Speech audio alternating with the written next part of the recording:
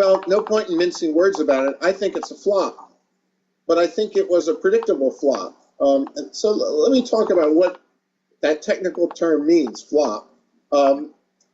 Economists, when we approach things, we tend to assume that we're on some sort of frontier where there are trade-offs.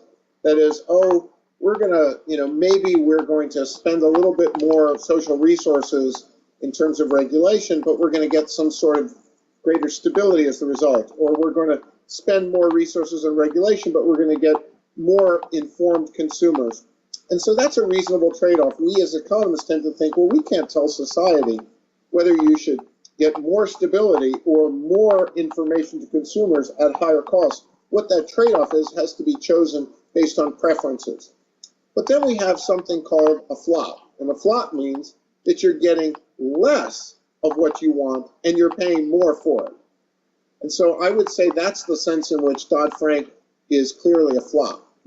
Now, that doesn't mean that we haven't had some improvements, particularly in financial stability, since Dodd-Frank was passed. But that doesn't make it a success. If you pass capital requirements, when do capital requirements actually do something for you? Which you're supposed to stabilize the banking system. During a recession, during troubled times. They haven't been tested yet. We have had increased capital requirements, increased bank stability. But the real test of those is going to be when we have another major recession. My view is that we have no reason to believe that things will work out better next time than they did last time in terms of the Dodd-Frank reforms. So we've paid a very heavy cost in terms of reduced lending, increased capital requirements and other things, but I'm not confident that they'll really promote financial resilience or better consumer behavior. Another example is the reforms of the mortgage lending, because after all, it was risky mortgage lending that got us into this trouble, largely at the behest of that political equilibrium I was describing when we first started off. That is, people in the government wanted risky mortgages to happen. In fact, it's not very well known, but as late as 2006, Congress and President Bush signed legislation to encourage the ratings agencies to be more lenient in their ratings of mortgage-backed securities.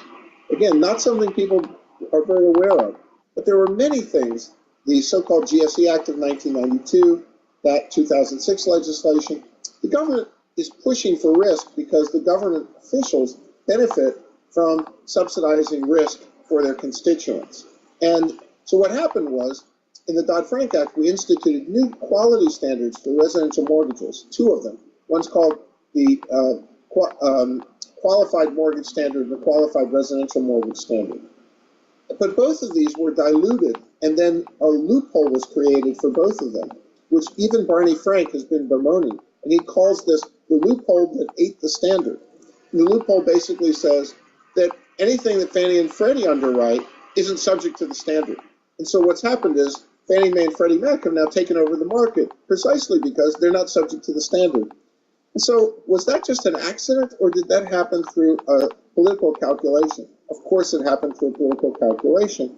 And we can understand the lobbying groups that influence this legislation and this regulatory outcome. And in fact, there are a couple of political science professors at NYU down the street here in New York that have studied it and shown exactly the same things that I forecast in some papers I wrote about this when the Dodd-Frank Act was being passed, actually were very much the way things played out.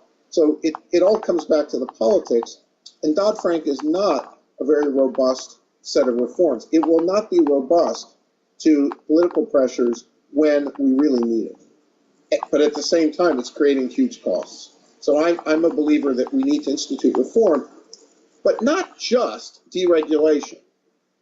Reform that actually makes the regulations more resilient, more reliable. And I spend a lot of time in my new book on reforming financial regulation after Dodd-Frank, talking about what that would be.